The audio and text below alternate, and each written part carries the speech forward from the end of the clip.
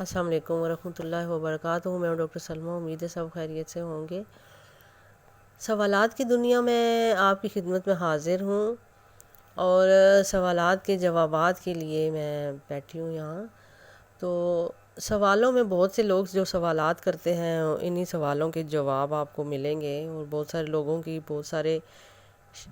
شک شبے پورے ہوں گے، کیونکہ میں جو سوالوں کے جوابات دے رہی ہوں وہ مجھے علم دیا ہے خدا نے، اور نبی پاک کے توسط سے ملا ہے مجھے۔ تو یہ جو علم ہے اس کے اندر جو سوالات ہیں وہ یہ ہیں کہ جائیداد کے حوالے سے یا طلاق کے حوالے سے، مطلب جائیداد اگر ہے تو سب سے پہلے یہ بات ہے کہ آپ جو بھی عورت کے ساتھ ایک شادی کر لیتے ہیں، اس کو اپنا لائف پارٹنر چن لیتے ہیں، تو اس کے لیے جو ایک شرعی، ہم کہتے ہیں نا کہ 1000-2000 پہ سکہ رائج الوقت، یہ جو ہے نا یہ شرعی حق ہے، تو اس کا یہ طریقہ کار بالکل غلط ہے، آپ کی سمجھ میں نہیں آ رہا۔ اس کا طریقہ یہ ہے کہ آپ کو سکہ رائج الوقت کا مطلب یہ ہوتا ہے کہ آپ نے جو اس کو خرچہ دینا ہے وہ خرچہ یہ ہے کہ جیسے کہ ہم رمضان میں کسی کو روٹی دیتے ہیں نا، کسی کو ایک ٹائم کا کھانا، مطلب صبح سحری یا شام کو افطاری کا ایک کھانا دیتے ہیں، 3 ٹائم کا دیتے ہیں، 2 ٹائم کا دیتے ہیں، تو اس کو ایک پر ڈے جو ہوتا ہے نا، وہ پر ڈے اس کو کھانا کتنا چاہیے۔ اور اس ٹائم جو سکہ رائج الوقت کا مطلب یہ ہوتا ہے کہ ہر روز کا جو آپ کو پتہ ہے کہ مہنگائی ہے، تو ہر روز کے مطابق کھانے کا ریٹ چینج ہوتا ہے۔ اگر آپ لکھتے ہیں 1000 یا 2000، ہو سکتا ہے کہ 1000 کا کھانا ایک دن میں وہ یا 500 کھانا یا 300 کا یا 200 کا اس کو وہ پورا نہ ہوتا ہو۔ اس کی جسم کی ضروریات کے مطابق جو ہے نا وہ آپ کو پر ڈے چارج کرنا ہے، پر ڈے۔ تو پر ڈے میں چارج کرنے کا مطلب ہرگز بھی نہیں ہے کہ 1000-2000 روپے آپ اسی وقت اس کو ادا کر دیں، اس دن کا خرچہ ادا کر دیں، ٹھیک ہے؟ ایسا نہیں ہے بالکل بھی، یہ غلط بات ہے۔ اور آپ نے اگر اس کو خرچہ دینا ہے، چاہے وہ ماں باپ کے گھر میں بیٹھی ہوئی ہے، آپ کی حق زوجیت کے اندر ہے وہ، تو وہ جدھر بھی بیٹھی ہوئی ہے، جب تک کہ آپ نے اس کو باؤنڈ کیا ہوا ہے اپنے ساتھ، تب تک آپ کو یہ روزانہ کا خرچہ اسے پے کرنا پڑے گا، ٹھیک ہے؟ وہ ماں باپ کے گھر میں اگر رہتی ہے، فری میں رہ رہی ہے، یا کسی کرائے کے مکان میں رہتی ہے، تو پھر کرائے کے مکان بھی پے کرنا پڑے گا آپ کو، ٹھیک ہے؟ تو یہ چیز، یہ سکہ رائج الوقت کا جو ہے وہ یہ چیز ہے جو لوگوں نے بنایا کہ ہاں جی 1000-2000 دے کے جو ہم نے شرعی حق ادا کر دیے، وہ ایسا نہیں ہوتا، وہ پر ڈے کا حساب ہوتا ہے۔ پر ڈے کتنے آپ کے پاس 15 دن رہی، 20 دن رہی، مہینہ رہی، سالوں رہی، کتنے سال آپ اس کو اپنے ساتھ باؤنڈ کرتے ہیں کہ وہ کسی اور سے خرچہ نہ لے اور کسی اور کو دوست یار نہ بنائے، کسی اور سے شادی نہ کرے، تو پھر جو ہے نا وہ آپ کو ہی اس کو باؤنڈ کرنے کا آپ کو ہی پے کرنا پڑے گا، اور اس کے مجاز بھی آپ ہی ہیں، اور آپ اگر یہ فرض ادا نہیں کریں گے تو اس کی پکڑ ہوگی، ٹھیک ہے؟ اچھا، یہ تو ہو گیا سکہ رائج الوقت۔ اب جو دوسرا حق مہر ہے، اس حق مہر کے سلسلے میں جو ہے آپ نے جو اس کو ایک سیفٹی دینی ہے، آپ نے اس کو مکان دینا ہے، آپ کمرہ دینا ہے، اور دونوں کا کمرہ ایک ہی ہوگا، تو اس میں یہ ہے کہ آپ نے اس کو وہ دینا ہی دینا ہے اگر وہ آپ کے ساتھ رہتی ہے تو۔ اب دیکھیں کہ ایک مرد کے پاس اگر ایک کمرہ ہوتا ہے، اس کے پاس ایک کمرے کی جگہ جو ہوتی ہے جہاں پہ وہ کوئی سبزیاں وغیرہ اگا لیتا ہے یا کچھ کر لیتا ہے، یا کوئی اس کو کمرہ بنا کے اسے کرائے پہ لگا دیتا ہے، تو وہ ان دونوں کا ہی ہوگا، وہ دونوں میاں بیوی کا، جو کہتے ہیں نا 8واں حصہ تو 7واں حصہ، یہ والا حصہ تب نکلتا ہے کہ جس وقت اس کے بچے ہوتے ہیں، وہ میں آپ کو سمجھاتی ہوں۔ تو اس میں یہ ہے کہ آپ کو وہ جو دونوں اس کے مالک ہوں گے آدھے آدھے کے، کیونکہ وہ 2 ہی بندے ہیں، وہ دونوں مالک ہیں۔ اس کا جو مرد کا حصہ الگ سے ہوا ہے، یہ نہیں کہ ایک پورا گھر ہے اس میں اس کے بہن بھائیوں کا بھی حصہ ہے، ماں باپ کا، اس چیز میں نہیں، صرف اس مرد کا جو الگ سے حصہ ہے اس حصے کی وہ ہاف پارٹنر ہے۔ اب دیکھیں، میاں اور بیوی سے ہی بچہ پیدا ہوتا ہے نا، کسی اور سے تو نہیں ہوتا، تو اب جب دونوں سے بچہ پیدا ہوگا تو پھر جو بھی پراپرٹی ہوگی اس کے ہاف کے وہ مشترکہ مالک ہیں، یہ ہوگی اس کی جائیداد کا۔ ہم لوگ تو کہتے ہیں کہ حق مہر یہ دینا چاہیے، وہ دینا چاہیے، تو اس کی سیفٹی کا میں آپ کو بتا رہی ہوں کہ اس کے نام آپ نے یہ چیز کرنی ہے کہ یہ تمہارا ہے، جب تک تم میرے ساتھ ہو یہ تمہارا ہے، وہ اس کا تمہارا ہے۔ اچھا اس کے بعد اگر جو ہے نا وہ بچے آپ کے ہو جاتے ہیں، جوں بچہ ہوتا ہے تو وہ پھر ڈیوائیڈ ہونا شروع ہو جائے گا، پھر 3 حصوں میں چلا جائے گا، پھر 4 حصوں میں، پھر 5 حصوں میں، 6 حصوں میں، 7 حصوں میں چلا جائے گا۔ اب یہ 8واں حصہ کا مطلب کیا ہے؟ 8ویں حصے کا مطلب یہ ہوتا ہے کہ آپ نے زیادہ سے زیادہ اگر بچے پیدا بھی کرنے تو 7 سے زیادہ نہیں کرنے، آپ نے 7 زمینیں 7 آسمان، آپ نے زیادہ پیدا نہیں کرنے بچے۔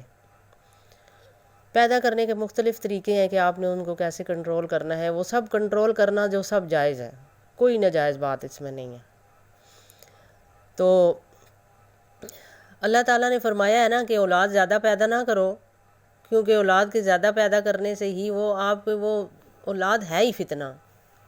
تو یہ صرف دنیا کی دکھاوے کے لیے آپ پیدا کریں گے، جی میرے اتنے بچے ہیں تو اتنا سب کچھ ہے، یہ سب باتیں جو ہے نا یہ اللہ تعالیٰ نے طریقے بتائے ہیں کہ 7 سے زیادہ آپ نے نہیں کرنے، تو تب جا کے پھر جو 8واں حصہ ہے وہ بیوی کا اور 9واں حصہ خاوند کا بنتا ہے، یعنی 2 حصے ان میں ڈیوائیڈ ہو گئے اور 7 بچوں کے ہو گئے، 9 ہو گئے کل، 9 سے اوپر تو پھر دوبارہ سے ریپیٹنگ شروع ہو جاتی ہے نا 1 کی، جو ہم جس کو 10 بولتے ہیں۔ تو اب یہ چیز ہوگی حصوں کی ڈیوائیڈڈ، وہ بھی اس وقت کہ اگر کسی کا ایک ہی بچہ ہو سکتا ہے، بچہ ہو ہی نہیں،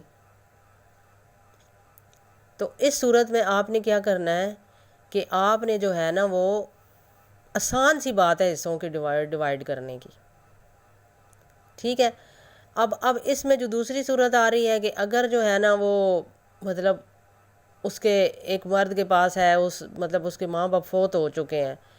تو اب اس کے بہن بھائی بھی ہیں سارے، تو پھر وہ جتنا بھی حصہ ہے نا وہ ہر بندے کے اوپر برابر تقسیم ہوگا، مطلب 8 بندے ہیں، 6 بندے ہیں، 7 ان کی بہنیں ہیں، بھائی ہیں، سب کے ایک ہی جیسے حصے ہیں۔ لیکن اب یہاں پہ کیا ہے کہ ایک مرد جو ہے نا 2 عورتیں اس کے برابر، کیا ہے یہ سب کیا ہے؟ 2 عورتوں کے برابر جو ہے نا ایک مرد کا حصہ ہوتا ہے، اور 2 عورتیں اس کے برابر ہوتی ہیں۔ یہ 2 عورتوں کا جو مسئلہ ہے وہ یہ ہے کہ اب دیکھیں کہ ایک آپ کی بہن ہے یا بیٹی ہے، ایک حصہ تو آپ نے اس کی شادی کر دی، اس کو دے دیا، ایک حصہ آپ نے اپنے پاس رکھنا ہے اس کا، یہ اس کا حق ہے آپ کے پاس کہ جب بھی وہ آپ کے گھر آئے گی آپ اس کا خرچہ کریں گے، آپ اس کی دیکھیں نا جب شادی ہوتی ہے بہنوں کے پاس ہم چیزیں لے کے جاتے ہیں، اب بیٹیوں کے پاس چیزیں لے کے جاتے ہیں، ان کے بچوں کو دیتے ہیں نا، اسی طرح یہ جو حصہ ہے نا یہ آپ کے پاس تب ہوتا ہے کہ وہ اسی کی امانت ہوتی ہے، اسی کا حصہ ہوتا ہے، اسی حصے میں سے پھر آپ لے کر جاتے ہیں اس کے پاس، سمجھ آئی نا؟ یہ حصہ آپ نے جو اپنے پاس رکھنا ہے یہ اس کی امانت ہے، اور اگر وہ آپ سے کلیم کر لے کہ یہ حصہ میں آپ کے پاس نہیں چھوڑوں گی تو آپ اسے دینا پڑے گا اس کو، آدھا حصہ اپنے پاس رکھتے ہیں، آدھا اس کو دیتے ہیں، اس طرح ماں باپ بھی اپنی بیٹیوں کا آدھا حصہ اپنے پاس رکھیں اور آدھا اس کو دیں، کیونکہ وہاں پہ بھی اپنا حصہ وہ یوز کرنا چاہے گی۔ لیکن آپ سے وہ اگر وہ کہے کہ میں آپ سے ساری زندگی کے لیے ختم کر دیتی ہوں، کسی وجہ سے وہ آپ کے ساتھ لنک نہیں رکھتا، شیئر نہیں رکھنا چاہتی، تو وہ حصہ آپ کو دینا پڑے گا اس کو، وہ کلیم کر دے گی کہ ہاں جی میرا حصہ مجھے دے دیں، تو وہ حصہ اس کا بنے گا۔ لیکن یہاں پہ کیا ہے کہ ہم اپنے آباء و اجداد کے طریقوں پہ چلتے ہیں، اور ہم کیا کرتے ہیں، ہم پہلے تو بیٹیوں کا حصہ ہی نہیں دیتے، دوسری دفعہ اگر وہ بیٹیاں کہتی ہیں ہم نہیں لیتے تو نہیں لیتے، تو ظاہری بات ہے وہ اللہ تعالیٰ تو آپ سے پوچھ کرے گا نا کہ آپ اسے کیوں نہیں دے رہے، وہ تو چپ کر کے شرمندگی کے مارے آپ سے نہیں لینا چاہے گی۔ لیکن اگر نہیں لینا چاہے گی تو وہ آپ نے اپنی بہن کی یا بیٹی کی جائیداد اپنے پاس سیو رکھنی ہے، اور مرنے سے پہلے اس کا وہ حصہ اس کو، کیونکہ وہ جو حصہ آپ کی بیٹی کا ہو سکتا ہے ناراض ہو کے وہ کچھ دنوں کے لیے آپ کے پاس آ جائے، یا اسے کئی سالوں تک ناراض یہاں بیٹھی رہے، تو وہ حصہ جو ہے نا اس کا یہاں پر کام آئے گا، اس کو کمرہ بنا دیں، اس کو کچھ بھی، یہاں پہ وہ جب بھی آئے تو وہ اپنے کمرے میں، جب بھائیوں کی شادیاں ہوتی ہیں تو پھر بھابیاں ظاہری بات ہے اپنے اپنے حصے میں ہوں گی، وہ تو پھر اپنے حصے میں تو نہیں نا اس کو آنے دیں گی، یہ تو ایک فطرت ہے، قانون فطرت ہے جو کرنا پڑے گا۔ تو وہ اس کے لیے یہ ضروری ہے کہ آپ اس کے لیے جو ہے نا وہ مکان کا حصہ رکھیں، وہ اس کی اپنی ملکیت ہوگی، تاکہ کوئی اسے یہ نہیں کہے گا کہ یہ اپنی ملکیت ہم سے لے رہی ہے، یعنی کہ بھابیوں کو ڈسٹرب نہیں کرے گی، ظاہر ہے ان کے اپنے حصے ہوتے ہیں، تو پھر وہ بالکل بھی کوئی بھی ڈسٹرب ہونا نہیں چاہتا۔ تو یہ جو طریقہ کار ہے نا یہ آپ نے اسی وجہ سے کرنے ہیں تاکہ آپ کی بہن بیٹیوں کی سیفٹی رہے۔ جب ہم یہ نہیں کرتے نا تو تبھی بہن بیٹیوں کا حصہ وہاں سے ختم ہو جاتا ہے، ہم اسے صحیح نہیں کام کرتے، تو جس کی وجہ سے پھر بہن بیٹیوں کو بھابیاں نہیں اپنے گھر میں گھسنے دیتی ہیں، اور وہ کہتی ہیں بھابیاں ہمارے ساتھ غلط سلوک کرتی ہیں، وہ اپنی جگہ پہ بھابیاں ٹھیک ہیں کیونکہ وہ شیئر نہیں چاہتی۔ دوسرا یہ ہے کہ آپ جب اپنے میکے میں آتے ہیں تو پھر وہاں پہ آ کے کیا کرنا ہے آپ کو کہ وہاں پہ آ کے کبھی بھی اپنے بھائی اور اپنے بھابھی کے مسئلوں کے اندر آپ نے انٹرفیئر نہیں کرنا. وہ ان کی پرسنل لائف ہے، آپ اس کو ڈسٹرب نہیں کریں. آپ صرف اپنے حد تک اپنے بھائیوں سے کے ساتھ رکھیں، کیونکہ بھائی جب تھکے ہوئے آتے ہیں گھر میں اور بہنیں ان کو پٹیاں پڑھانی شروع کر دیتی ہیں تو ان کے گھر خراب ہو جاتے ہیں پھر. ٹھیک ہے، میں خود عملی طور پہ اپنے بھائیوں گھروں میں کوئی بھی انٹرفیئر نہیں کرتی، تو آپ کو بھی یہی کہہ رہی ہوں. ٹھیک ہے، اب اگلے پارٹ میں ملتے ہیں کچھ مزید جوابات کے ساتھ. اب اجازت دیجیے، اللہ حافظ.